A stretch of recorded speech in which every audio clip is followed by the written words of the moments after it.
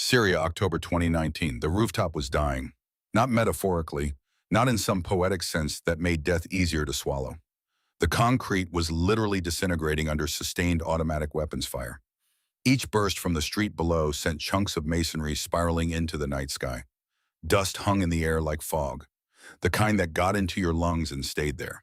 The kind you'd cough up for weeks if you were lucky enough to live. Lieutenant Ashton Reeves pressed herself flat against what remained of the southern wall.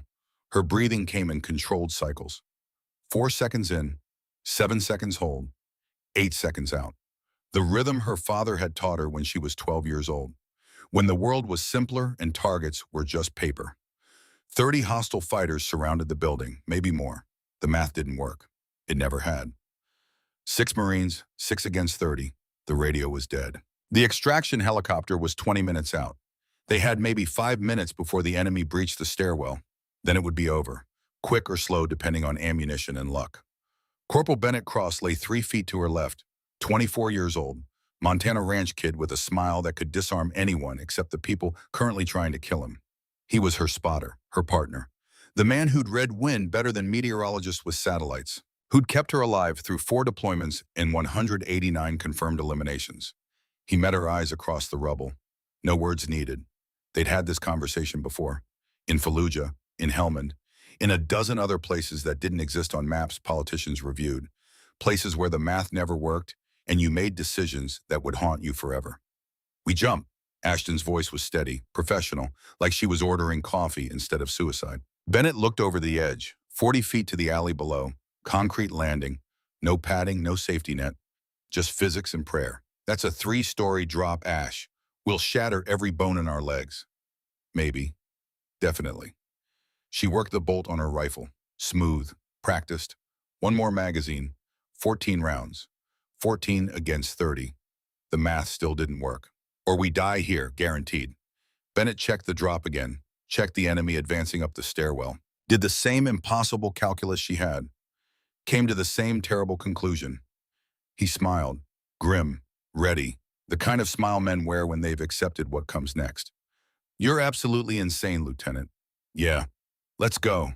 They ran together, partners, the way they'd done everything for 6 years, hit the parapet at the same moment, vaulted over at the same instant, 3 stories of empty air, time stretched, distorted, every millisecond expanding into something that felt like hours. Ashton saw details she shouldn't have noticed. Graffiti on the opposite wall, a discarded cigarette pack tumbling through the beam of a streetlight, Bennett's expression shifting from determined to terrified as gravity took hold. She hit first. Tried to roll, failed. Both legs buckled wrong. Tibia snapping like dry wood. Fibula fragmenting.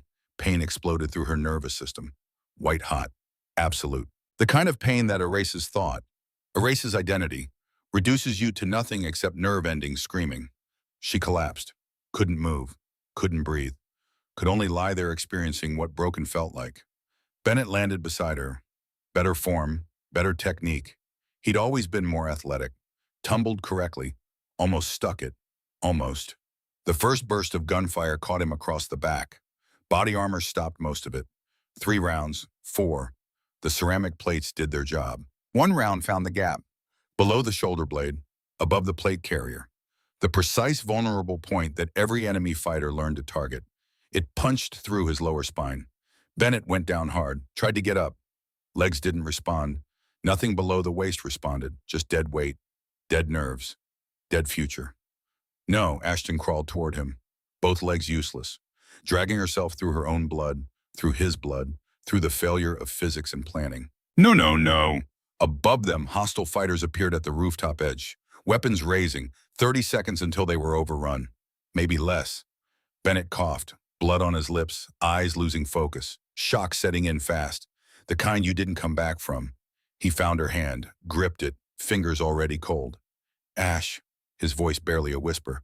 Don't let me be the last one you couldn't save. You're not dying. She pressed her hand against the wound, blood pulsing between her fingers. Too much blood. You're not, promise me. His grip tightened, desperate, final. Promise me, widow, promise.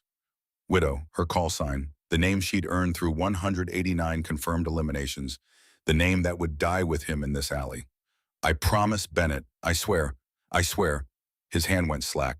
24 years old, Montana ranch kid. The best spotter the Corps ever produced. Gone.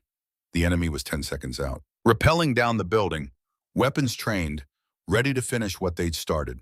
Ashton had a sidearm. 15 rounds, 30 targets. The math still didn't work. She fired anyway, 7 times. 7 hostiles, down before the slide locked back, then waited for the end. It came as helicopter gunfire. The extraction team arriving late. Too late for Bennett, just in time for everyone else. Their door guns turned the alley into hell for anyone without American insignia. They pulled her out. Pulled Bennett's body out. Pulled the other 4 Marines out alive. Mission rated as success. High casualty rate. But acceptable losses. Acceptable. As if Bennett was a number. As if his last words didn't carve themselves into her soul. As if promises made in blood didn't count. Walter Reed Medical Center. 4 months later, 6 surgeries. Compound fractures, both tibias. Shattered left fibula. Severed ligaments. Nerve damage that made doctors use words like permanent and disability and medical retirement. Colonel Everett Whitmore visited on day 47. He sat beside her bed in dress blues that carried more ribbons than most flag officers accumulated in 30 years. Navy Cross, Silver Star, Purple Heart with 3 clusters, Bronze Star with Valor device. He'd earned all of them before Ashton was born. He'd also trained her, believed in her. Turned a Montana girl who'd never fired a gun before boot camp into the most lethal sniper the Marine Corps ever produced. Chechen warlord Khalid Bashar put 6 million on your head. His voice was quiet, conversational, like discussing the weather. Confirmed kill of his brother in Aleppo last year. Iranian intelligence added 4 million more. You eliminated their top operative in Baghdad. There are 12 separate bounties from 8 countries. He paused. Let that sink in. Total value $10 million for Widow 6. Dead. Proof required. Ashton stared at the ceiling. White tiles. Fluorescent lights. The sterile environment of people who'd never bled in foreign strits. I'm done anyway. Legs are destroyed. Can't run. Can't deploy. I'm useless. You're alive. That's not useless. That's opportunity. For what? Whitmore leaned forward. We stage a training accident. Closed casket funeral. Full honors. Widow 6 dies a hero. Ashton Reeves gets buried with classified records sealed. And then you get a new name, new identity, new life where nobody's trying to kill you. She thought about Bennett, about his last words, about promises made when the world was ending. Doing what I'm a sniper who can't walk. You're a combat medic who saved lives in 4 war zones. We retrain you, nurse practitioner, forward deployment medical support. You keep serving, just differently. The proposal hung in the air. Death and rebirth, the only path forward. If I do this, if I become someone else, I want to save lives, not take them, no more killing, just healing. Whitmore nodded once. Sharp. Final. Deal. Arlington National Cemetery. 6 weeks later. They buried Ashton Reeves with full military honors. Marine Honor Guard, 21 gun salute, flag presentation. The works. The coffin held sandbags and a dress uniform. Empty weight, empty sacrifice. Empty grave for a woman who'd stopped existing. Ashton watched from a distance. Civilian clothes, leaning on a cane she'd need for the rest of her life, or so everyone would believe. Colonel Whitmore stood beside her, silent, witnessing the death of a legend. Riley Brennan, he said quietly, that's your name now. Born in Portland, nursing degree from OHSU, 3 years civilian trauma experience before joining the Navy. Clean background, no red flags. And the limp, permanent nerve damage from a training accident, documented in your medical file. Real enough that doctors won't question it. Ashton tested the cane, put weight on her left leg, let it buckle slightly, caught herself. The performance had to be perfect, had to be permanent. 3 years of committed acting, 3 years of being broken, 3 years of saving lives instead of ending them. It was enough. It had to be enough. The burial detail fired their final salute. 21 rifles, 21 empty casings, 21 echoes across Arlington's sacred ground. Widow 6 was dead. Riley Brennan was born. Montana Wilderness, January 2024, present day. The Chinook's rotors beat winter air into submission. Inside the cargo bay, 18 Marines sat in jump seats wearing the particular tension of men heading somewhere they might not leave. Full combat loads, winter warfare gear. The quiet that settles over professionals before potential violence. And one woman who didn't belong. Riley Brennan sat in the corner, medical kit between her boots, left leg extended at the awkward angle she'd perfected through 3 years of obsessive practice. 31 years old, but looking older in the cargo bay's harsh light. Angular features that winter made sharper. Auburn hair pulled back tight enough to hurt. Pale gray eyes that reflected light without warmth. She looked exactly like what they expected. A nurse, competent but limited. Useful in the aid station, useless in a firefight. They didn't know, couldn't know, would never know unless circumstances forced her hand. Private Owen Sullivan sat 3 seats down, 22 years old. Fresh-faced kid from Ohio with a daughter he'd never held, 3 weeks old. Born while he was already deployed. He kept looking at his phone, at the photo that made him smile and hurt simultaneously.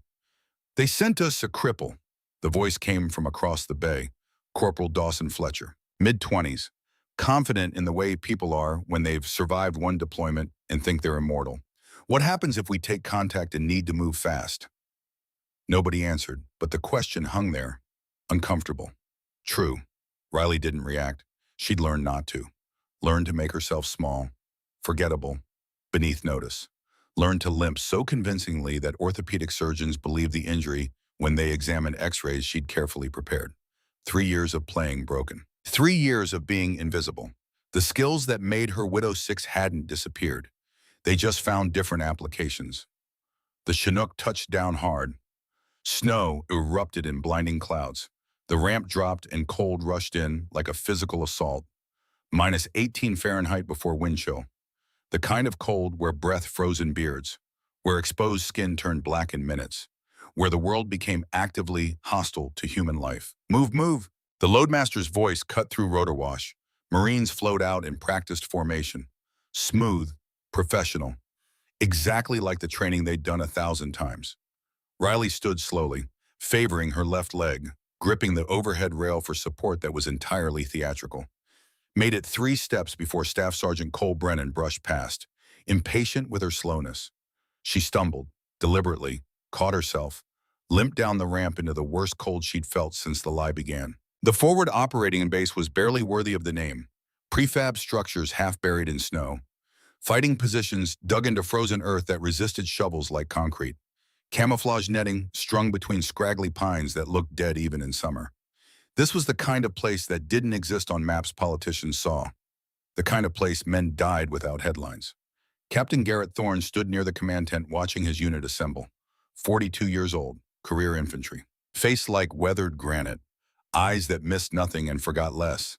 He'd led men through Fallujah and Helmand and a dozen places that taught you which people could be trusted when the lights went out. Those eyes found Riley. Stayed there. Not with appreciation, with calculation. The assessment of a man adding weight to a scale already tipping wrong. She limped toward him through ankle-deep powder, medical kit heavy, making sure every step showed weakness, vulnerability. Exactly what they expected to see. "Captain Thorne," she stopped 3 feet away. Professional distance. "Nurse practitioner Brennan reporting as assigned, sir." He didn't salute. This wasn't that kind of operation. Just studied her like a problem he hadn't solved yet and didn't particularly want to. "You're the medical support they sent." Not a question, an accusation wearing questions clothing. "Yes, sir." That leg, combat injury. Riley had the story memorized. Had told it 60 times without variation. "Training accident, sir. Compound fracture, extensive nerve damage. Retrained as medical personnel afterward." "Can you run?" "No, sir." "Can you carry a combat load over distance?" "No, sir." His jaw worked, like he was chewing something bitter. "Then what exactly can you do for me out here, Brennan?"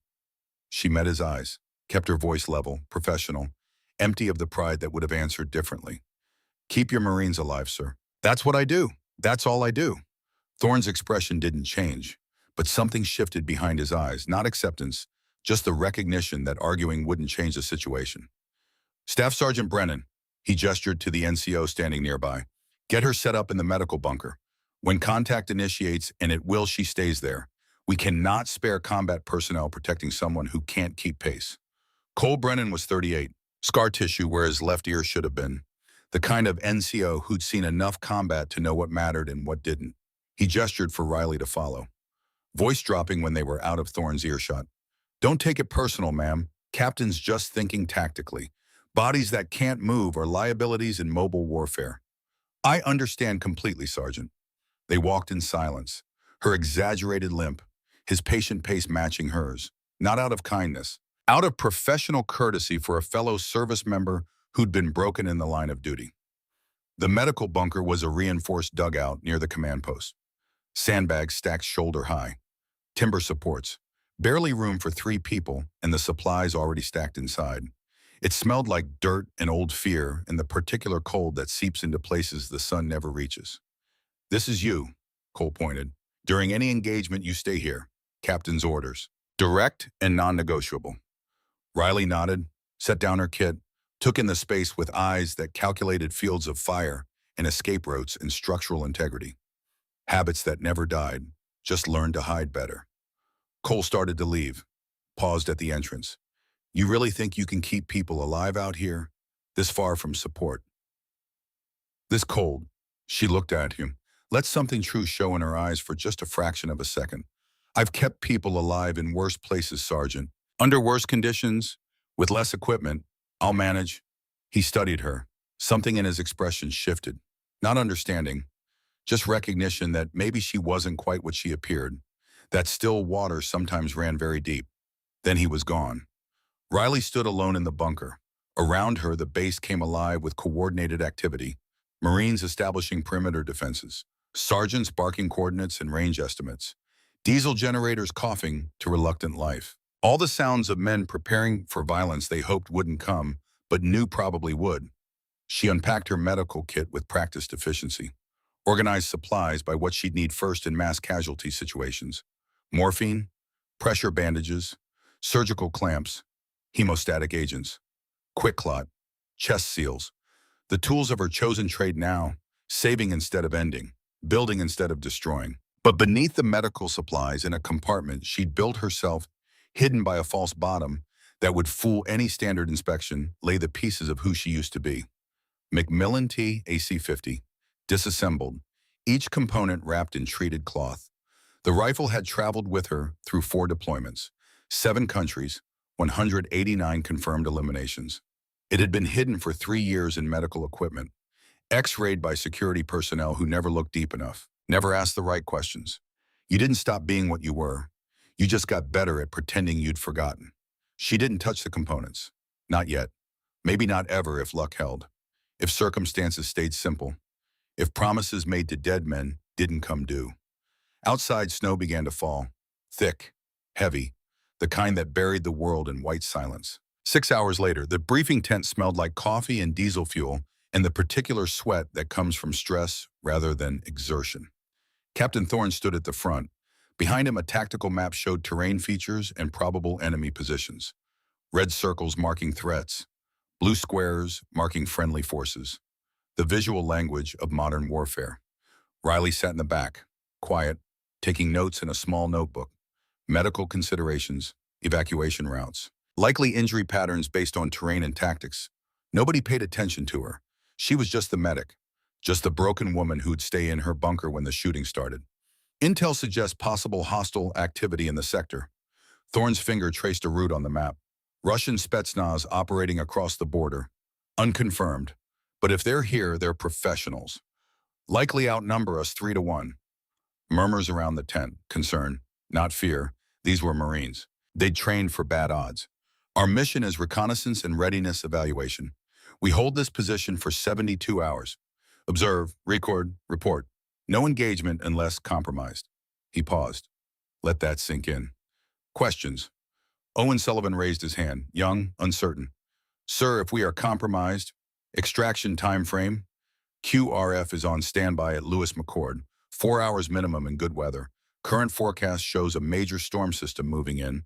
Could be 6, could be 8. The tent went quiet, everyone doing the same math. If they got hit, they were alone for half a day. Minimum. Thorne's eyes swept the room, stopped on Riley. Brennan, medical considerations. She looked up from her notes. Professional, calm. Hypothermia is primary concern, sir. Exposure injuries, frostbite. If we take casualties, cold will kill faster than bullets. Recommend rotating warming stations and continuous monitoring for early symptoms. Thorne nodded. Make it happen. Dismissed. Marines filed out. Riley stayed, organizing her notes, waiting until the tent emptied.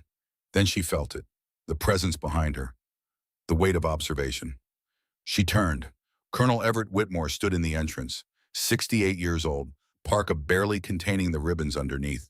He looked exactly like what he was, a legend, a ghost, the man who'd trained her, believed in her, helped her die and be reborn.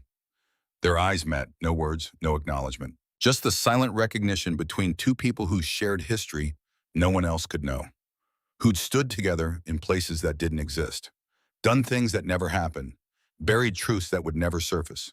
Then it was gone. Professional distance reimposed. Whitmore moved to Thorne. Handshake.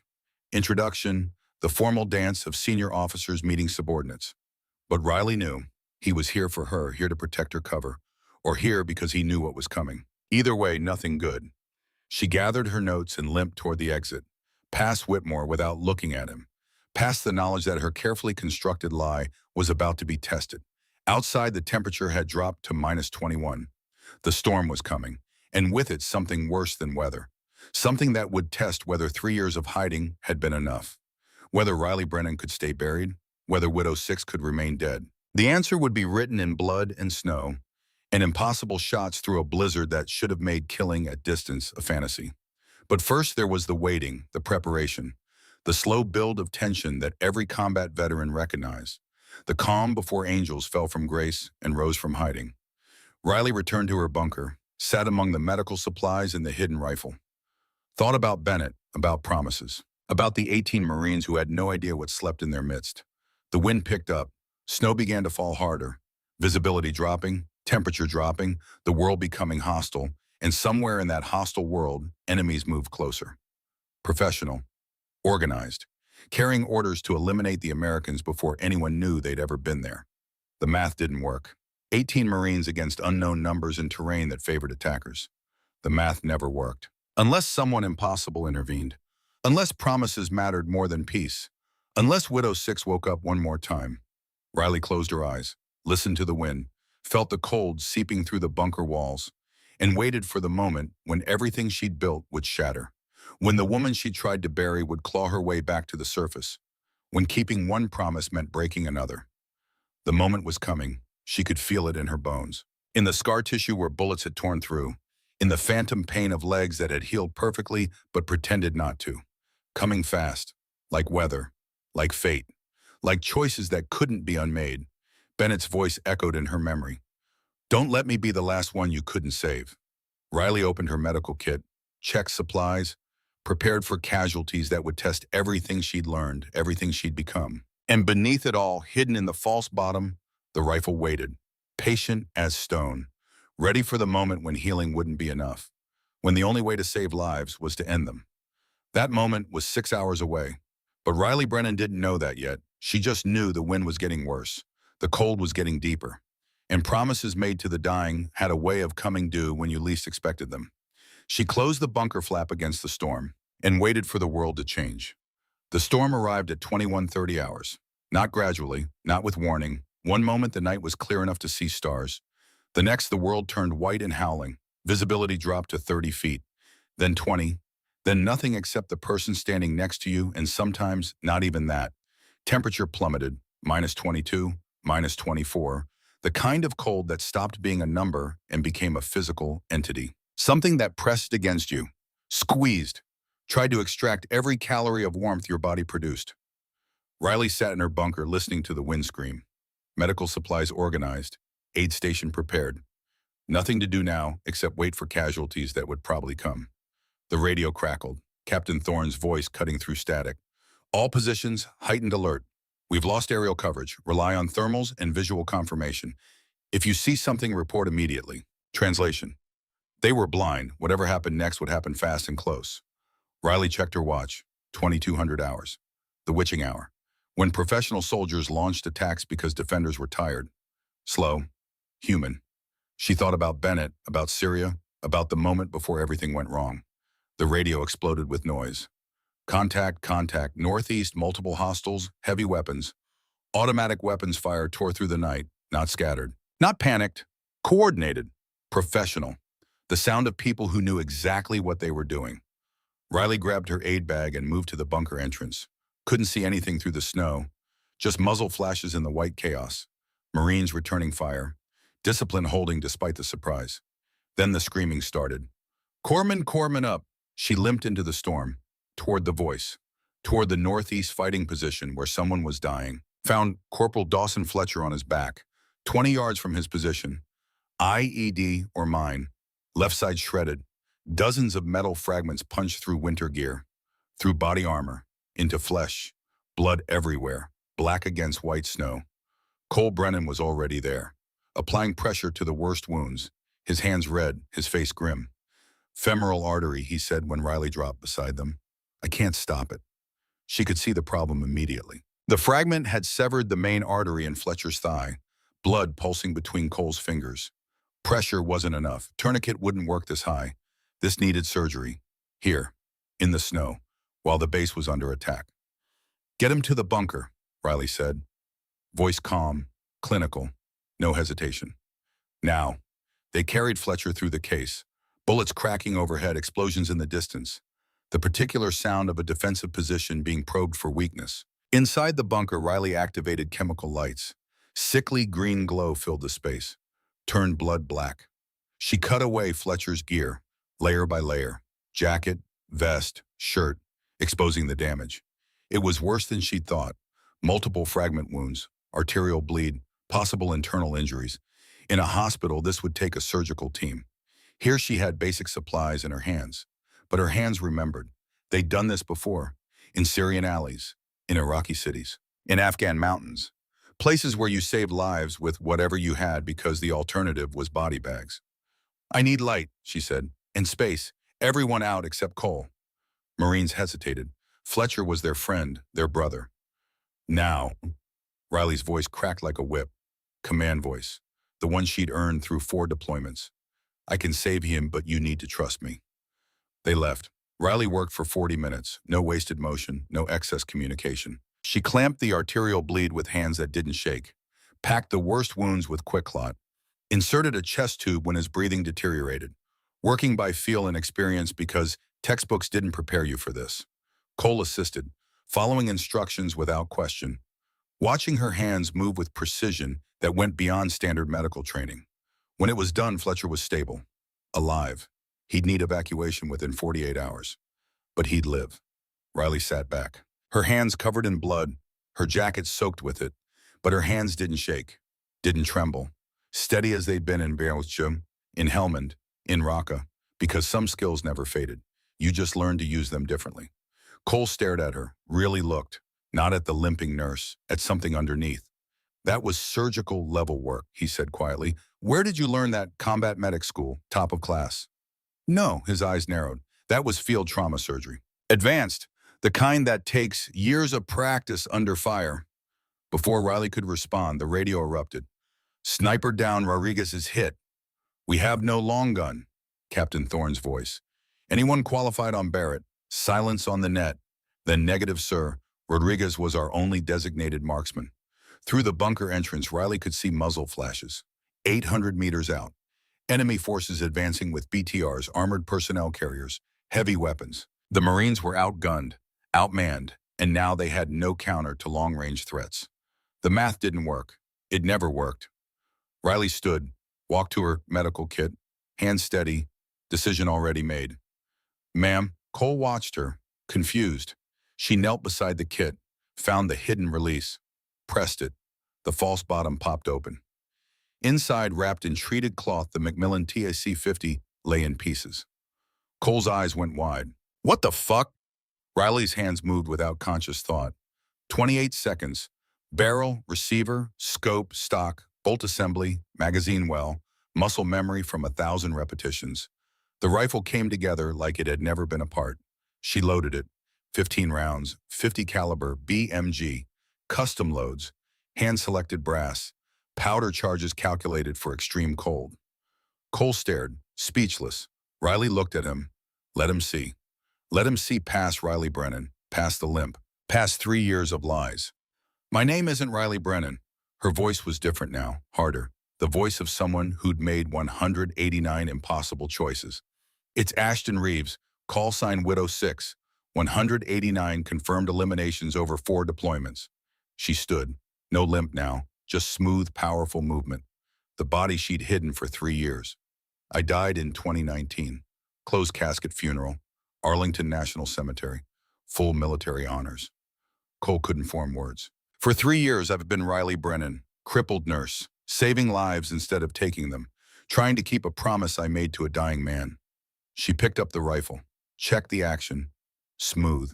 Perfect. But sometimes keeping one promise means breaking another. She moved to the bunker entrance, started setting up a firing position. Ma'am Reeves, whoever you are, get Captain Thorne on the radio. Tell him unknown sniper support is active. Tell him to mark targets and get his people under cover. This is interesting. This is War Sergeant, and I'm very good at it. Riley keyed her own radio, Captain Thorne's channel.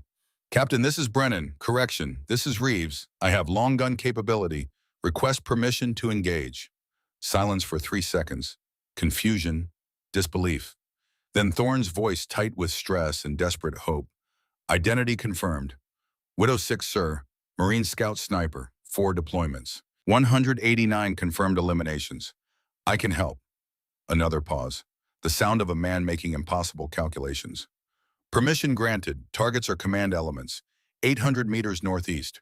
We need suppression now. Roger that, sir. Riley settled into position. Bipod deployed, eye to scope. The world narrowed to crosshairs and wind and distance. Through the thermal imaging, she could see them. 70-plus heat signatures. Organized, professional spacing, tactical discipline, Russian Spetsnaz, just like the intelligence predicted. At the center of the formation, one figure stood slightly apart. Radio antenna visible even through the snow, 4 bodyguards in close protection formation. Command element, 740 meters. Riley calculated. Wind 19 knots gusting to 26.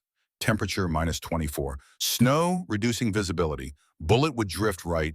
Drop would be significant. Temperature would slow powder burn. All the factors that made this shot barely possible. She made the adjustments. Breathing cycle.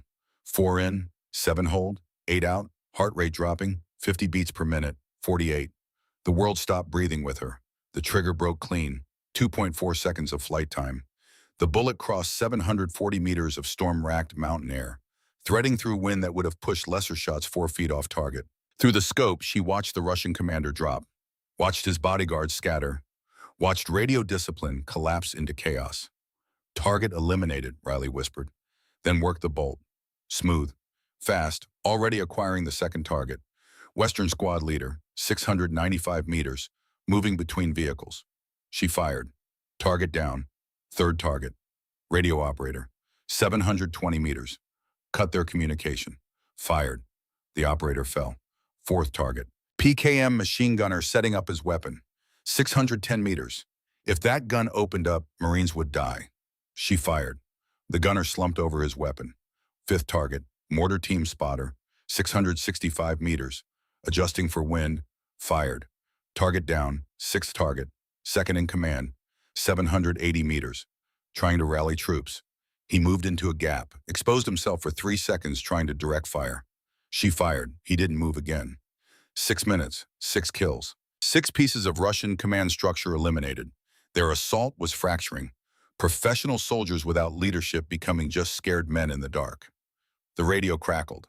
Multiple voices. Marines reporting enemy confusion, enemy retreat, enemy casualties mounting without understanding where the fire was coming from.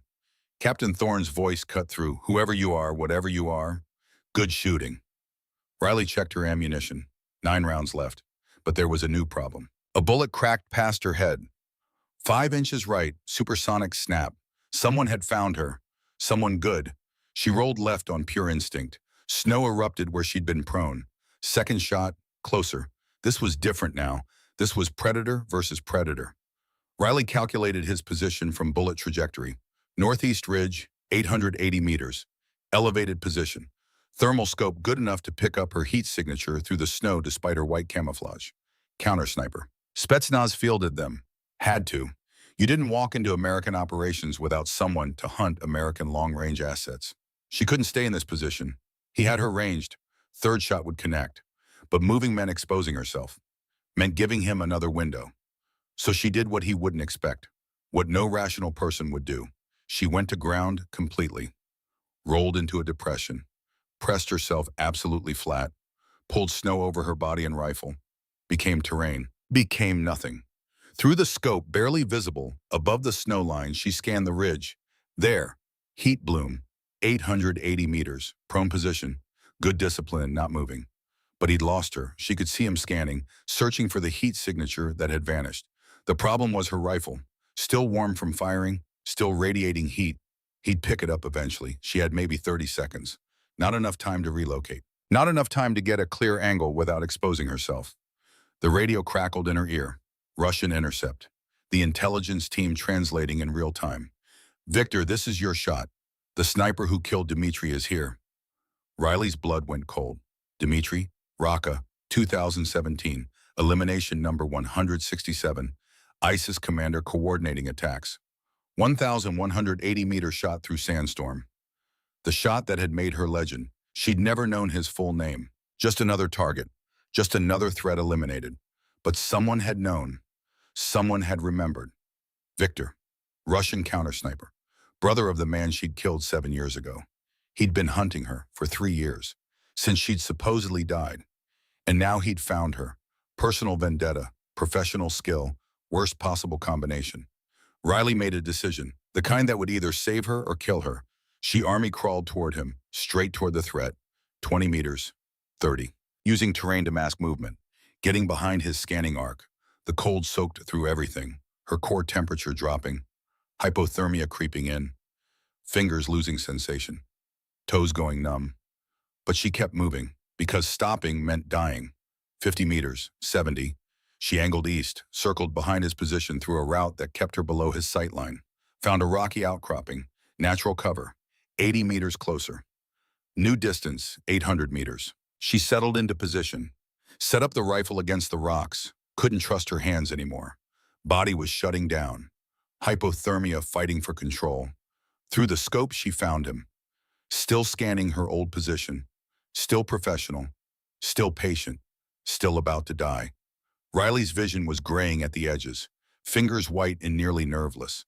The cold was winning, but her breathing cycle held. 4 in, 7 hold, 8 out, like her father had taught her when she was 12. Like Bennett had reinforced through 6 years of partnership.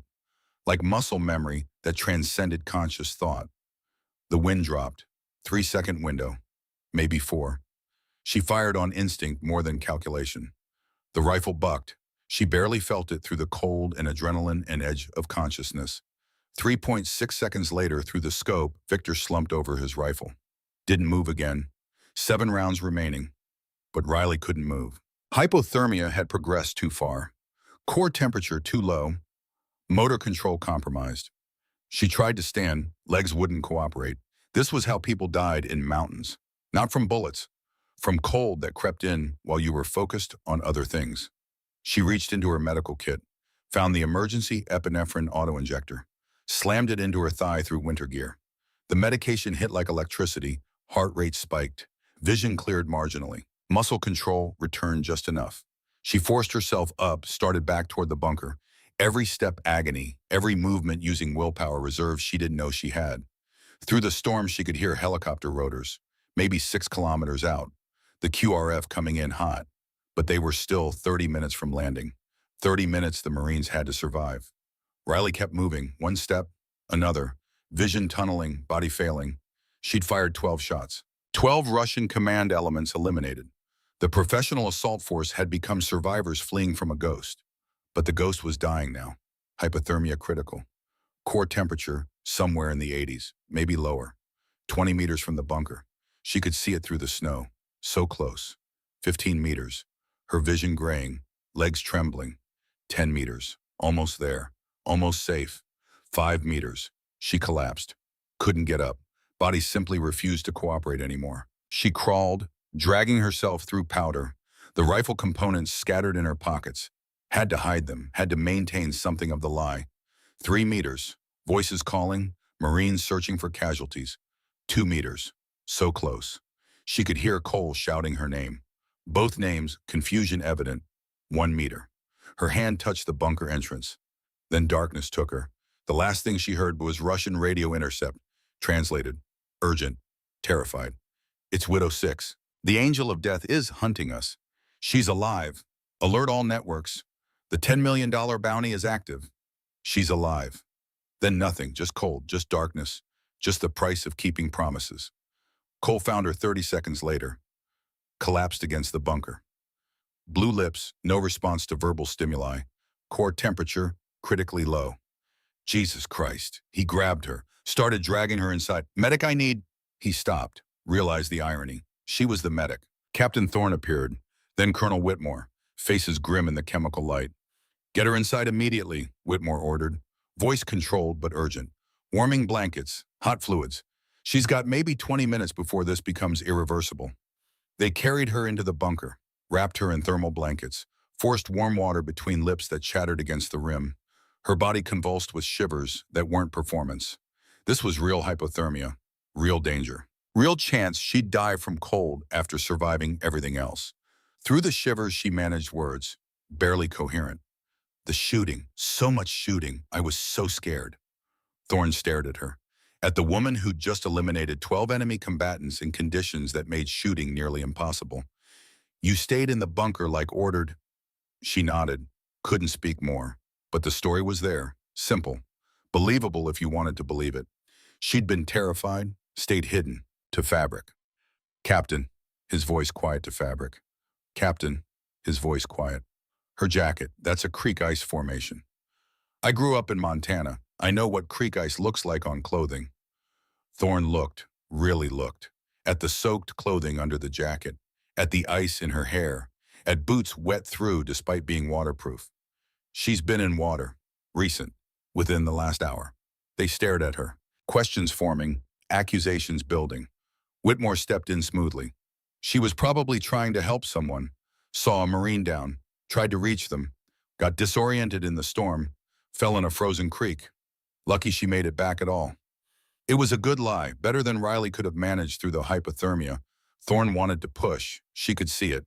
But the radios were exploding now, the helicopters overhead, the QRF landing in force. Stay with her, Thorne ordered Cole. Make sure she doesn't die of exposure. We'll discuss this later. He left. Mission demanded his attention. Casualties needed coordination. The official machinery of combat was spinning up. Cole stayed, looking at Riley with eyes that saw too much, that understood something wasn't right. Those shots, he said quietly when they were alone. 12 kills in impossible conditions. That was you. I know it was. Riley's teeth chattered too hard to answer. The rifle in your medical kit, the fake limp, the way you handle weapons, the surgery skills. He leaned closer. You're her. You're Widow 6. Riley met his eyes, shaking, dying, but still making calculations. She could deny it, could lie, could maintain the fiction that had kept her alive and free for 3 years. Or she could trust the man she'd just saved, the way he was trusting her with his life and his questions. Widow 6 died in 2019, she whispered through chattering teeth. Arlington National Cemetery. Full military honors. I'm just a nurse who's very good at saving people. Cole studied her, then nodded slowly. Fair enough, you're just a nurse, a damn good one. He adjusted her thermal blankets. Who saved my life twice now, once with surgery, once with whatever the fuck happened out there in the dark. He stood, moved to the entrance, looked back. Your secret's safe with me, ma'am, whoever you are, whatever you are. You saved 18 Marines tonight. That's all that matters. Then he was gone, leaving her alone with the cold and the hypothermia and the knowledge that the secret was leaking. The Marines would talk, would connect dots, would figure it out eventually. And the Russians already knew. The intercepted radio message played on repeat in her mind. The $10 million bounty is active. She's alive. Every enemy she'd ever made. Every group that wanted Widow 6 dead. They'd know within hours. The peaceful life was over. 3 years of hiding. 3 years of saving lives instead of taking them. 3 years of being Riley Brennan. Gone in one night. But 18 Marines were alive. Owen Sullivan would hold his daughter. Dawson Fletcher would recover. The others would go home to families waiting. She'd kept Bennett's promise. Don't let me be the last one you couldn't save. She hadn't. Whatever came next Whatever price she paid, however many enemies came hunting, she'd kept the promise, and that had to be enough. Outside, the helicopters were landing, the QRF securing the perimeter, the Marines beginning the process of turning chaos into official narrative. Inside, Riley Brennan lay dying from cold. But Ashton Reeves was alive. Widow 6 had risen, and the world would never let her rest again.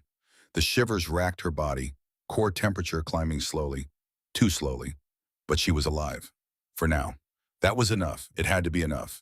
Because the real fight was just beginning. Not against Russians, not against hypothermia, against every hunter who'd just learned their prey was still breathing.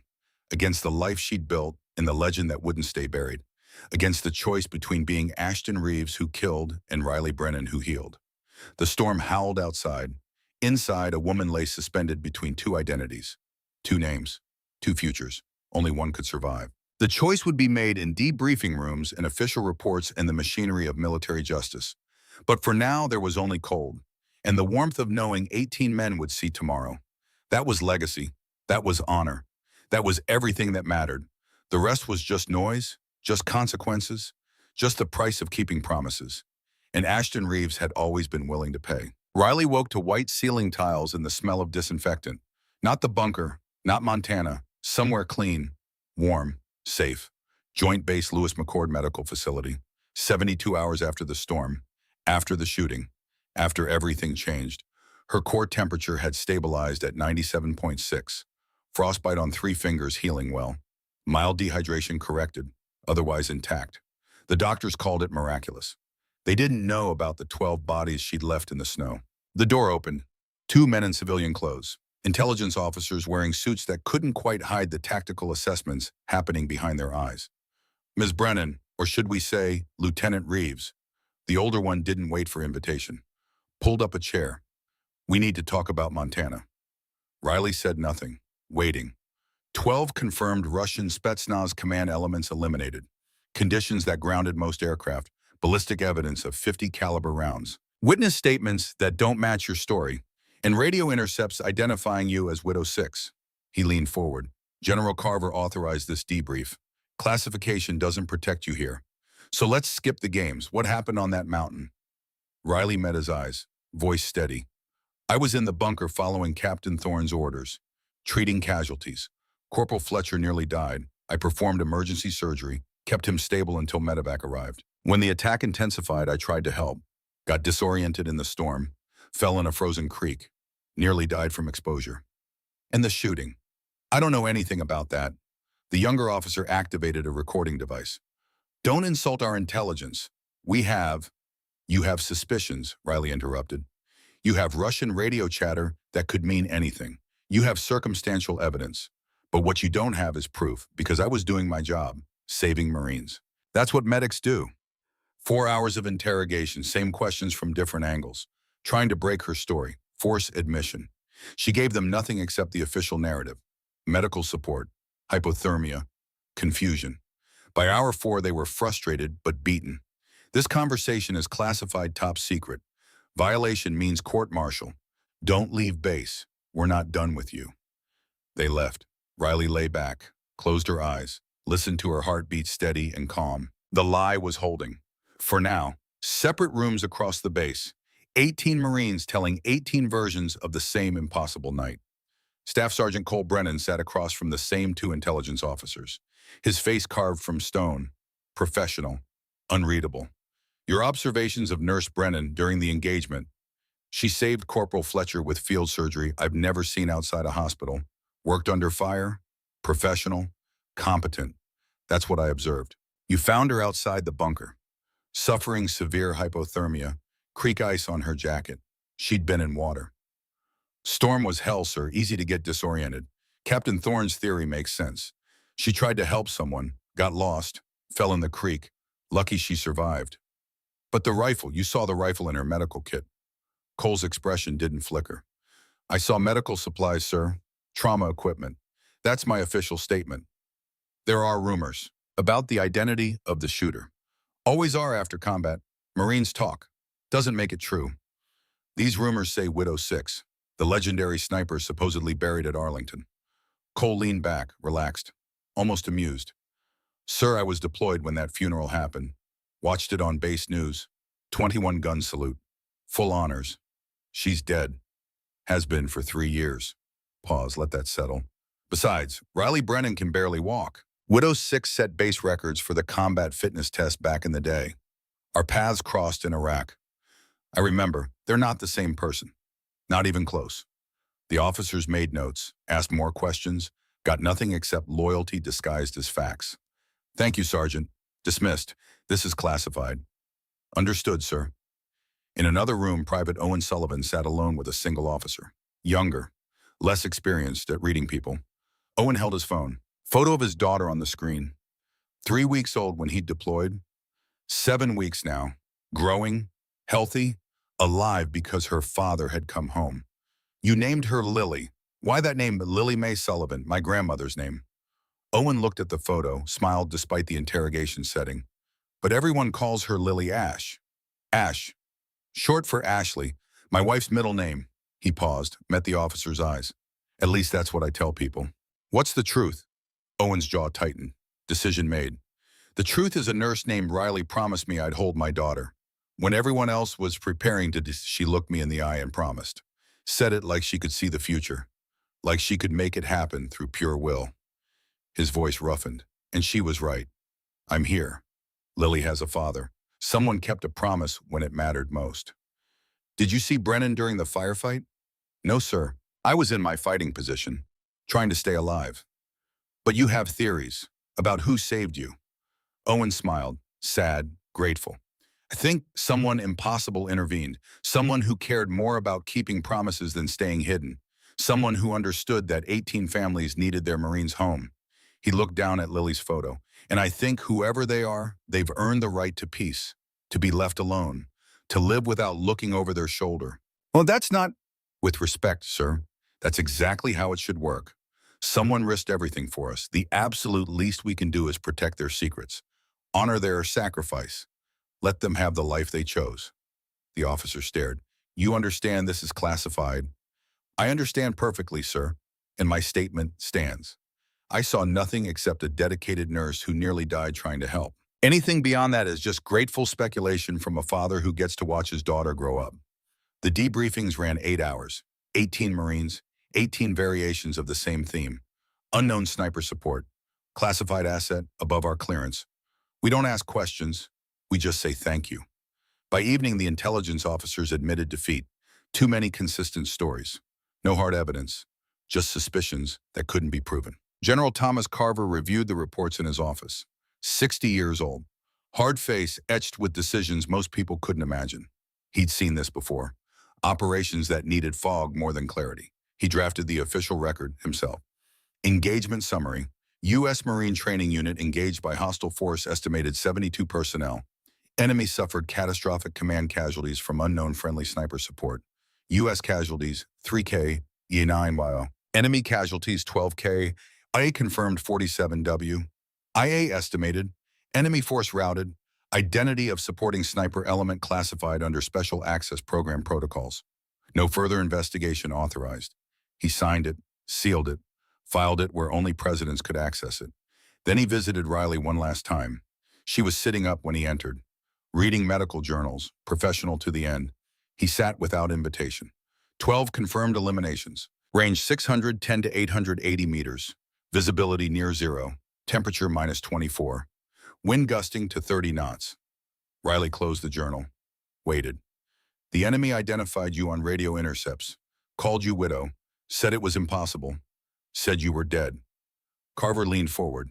I've read your complete file. Presidential clearance required. 189 confirmed eliminations before Syria. 4 deployments. 6 years. Every decoration short of the Medal of Honor. You were the best we ever produced. Was, sir, past tense. Tonight proved otherwise. I was in the bunker. I didn't stop. His voice cut sharp. I know what happened. Whitmore knows. Half those Marines know. The question is, what happens next? What do you want to happen, General? Reactivate you, put you back in service. We need operators of your caliber. No, that's not a request. Then it's a refusal, sir. Ishta's silence stretched. Carver studying her like a puzzle missing pieces. You understand what you're turning down. The recognition. The honor. the chance to serve at the highest level. Riley's voice stayed level. I understand I killed 189 people as Ashton Reeves, and I've saved 340 lives in 3 years as Riley Brennan. I know which legacy I want. The world needs warriors. The world has warriors. It needs healers more. She paused. I gave you everything, General. 6 years, 4 deployments, my identity, my life. I died to have peace. Please let me keep it. Carver stood, walked to the window, made the calculation. This is your last chance. Next time circumstances force you to break cover, you're reactivated permanently. No debate, no choice. Clear. Won't be a next time, sir. You can't promise that. Yes, sir, I can, because Widow 6 is buried. Let her stay buried. He turned, nodded once. Transfer orders to Richmond, civilian hospital. You leave in 48 hours. Official record shows you were in the bunker, got disoriented, fell in creek, hypothermia. Anyone who says different answers to me personally. He moved to the door, stopped. Those 12 men had families too. Remember that when you're saving lives in Richmond, every enemy eliminated was someone's son, brother, father. The math never balances clean. Then he was gone. 2 days later, Riley was discharged. Clean bill of health, fit for duty, transfer orders in hand. A Colonel Whitmore brought the final paperwork himself.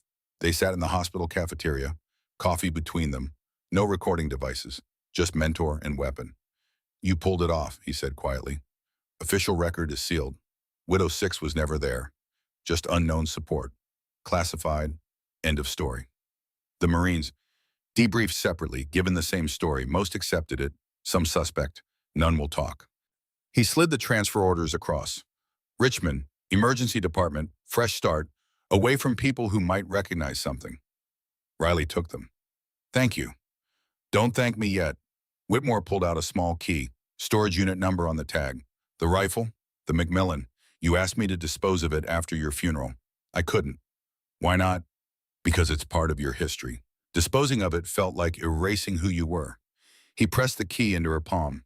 Richmond storage unit. If you ever need it, if circumstances force your hand, it's there. I won't need it. Probably not, but insurance doesn't hurt. He stood, military formality returning. Take care of yourself, Riley, and if you ever need anything, call. Day or night, I answer. Captain Garrett Thorne was waiting by the transport van, out of uniform, civilian clothes, looking like he'd aged years and days. Captain. Riley or Ashton, I don't know which to use. Riley works fine, sir. He nodded, struggled with words. I wanted to thank you for Fletcher, for keeping him alive, for... He paused. For whatever happened out there that I'll never fully understand. I did my job, sir. No, you did something extraordinary, and I misjudged you completely. Called you dead weight, a liability. I was wrong. His voice dropped, intense. If I'm ever in the dark again with impossible odds, you're the person I want there. The person I'd trust without question. Riley felt something crack. Recognition. Respect earned the hard way. I'll remember that, sir. They shook hands. He left. She climbed in the van, alone with her thoughts and the key to a storage unit and the knowledge that the peaceful life had just gotten infinitely more complicated. 6 months passed like water through fingers. Richmond Memorial Hospital, emergency department, night shift, the chaos of urban trauma where every day brought new proof of human fragility. Riley was exceptional, hands steady, judgment flawless, the kind of competence that made people trust her with their lives. Nobody suspected the limping nurse carried secrets worth $10 million until the letter arrived. Plain envelope, no return address, postmarked Ohio. Inside a photograph, baby Lily, 7 months old now, sitting up, bright eyes, perfect smile, and a note in careful handwriting. Lieutenant Reeves, you told me I'd hold my daughter. When the world was ending, you made a promise. You kept it. Lily Mae Sullivan is 7 months old today, healthy, happy, loved beyond measure. She exists because you existed in that moment when we needed you most. I named her middle name after my grandmother, but her nickname is Lily Ash. My wife knows why. We both know who really brought me home. Your secret is safe. Always. We owe you everything. We remember. Thank you for being the impossible person who kept an impossible promise. Owen Sullivan, Private First Class, USMC. Riley sat in her apartment holding the photo, tears running down her face. First time she'd cried since Bennett died. 7 months old, growing, thriving, alive because 18 Marines had come home.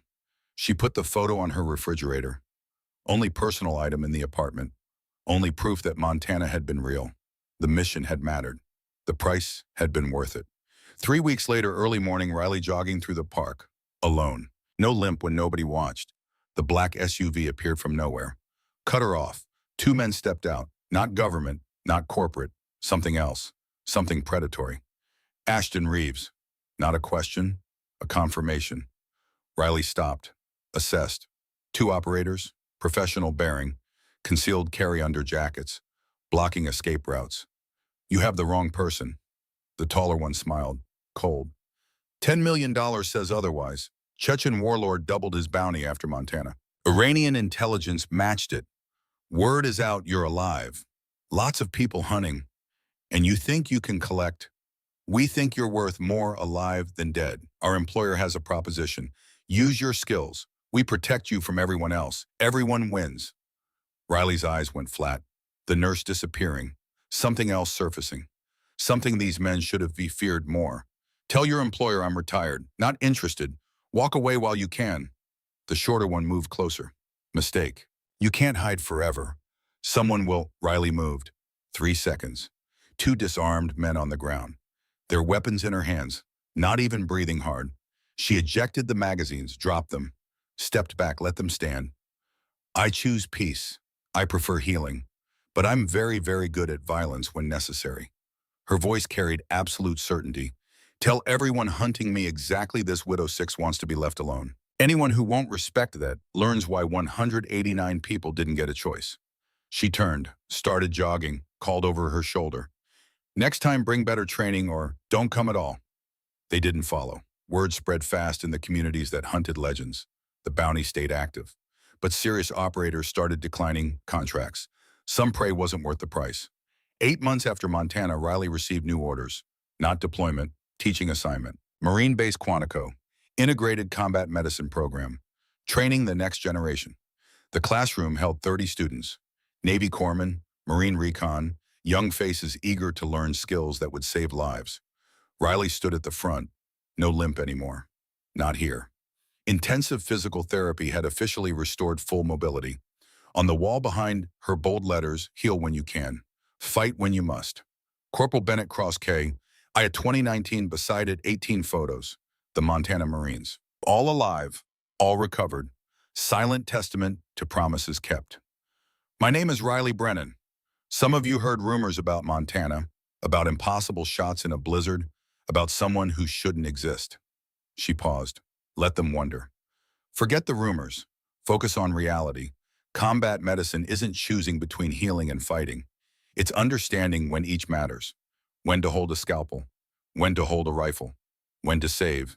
When to protect. A young corpsman raised his hand. Ma'am, the stories say you made a shot over 1,000 meters in near zero visibility. Riley smiled slightly. What's true is 18 men are alive.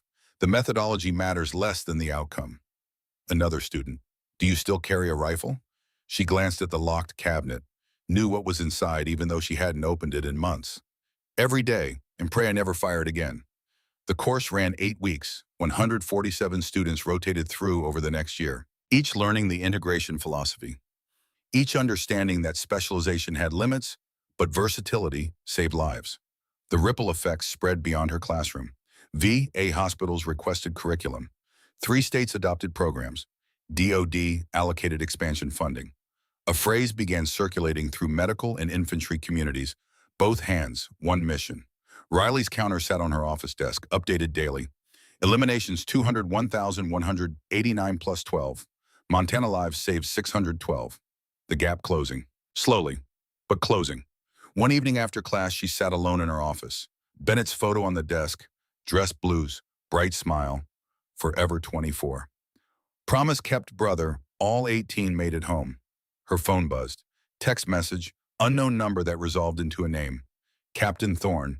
Simple message, Fletcher got engaged yesterday. Wedding next spring. You're invited if you want. No pressure. Just wanted you to know your hands built his future. Riley typed back, Congratulations to him. I'll think about the wedding. Another text. Different number.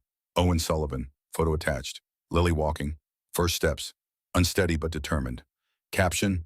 She's walking, just like her dad who walks because of you. Riley saved both messages, added them to the small collection of proof that her choices had mattered. The door opened. Young Marine, fresh from training. Ma'am, question about the hemorrhage control protocol. Come in. They discussed medical procedures for 20 minutes. Clinical, precise, the kind of knowledge that saved lives when seconds mattered. After he left, Riley updated her files, prepared tomorrow's lesson plan, the routine of teaching, building, creating instead of destroying. Outside evenings settled over Quantico. Marines trained, students studied. The machinery of readiness continued. The rifle stayed locked in its cabinet. The hands stayed focused on healing. The promise stayed kept. Her phone buzzed again. Whitmore, mission brief tomorrow, 0800, medical consultation only, no shooting required. She smiled. Type back. Good, I prefer it that way. I know you do. That's why I called you. Riley locked her office, walked to her car. Easy stride of someone who'd stopped pretending, someone who'd found the balance between warrior and healer. Tomorrow would bring new students, new lessons, new chances to share wisdom earned through blood and snow and impossible choices. The world would keep hunting, bounties would stay active, threats would emerge. But tonight, Riley Brennan slept with peace earned through 18 lives saved, through 612 futures protected, through promises kept when keeping them cost everything. She dreamed of Bennett, not dying but smiling, proud. In the dream, he said, "You found the way. Both paths, killing when necessary, healing when possible. That's what I meant. That's what matters." She woke to sunlight, to the photo of Lily taking first steps, to proof that some promises were worth any price. The rifle could wait in its cabinet. The warrior could rest. The healer had work to do.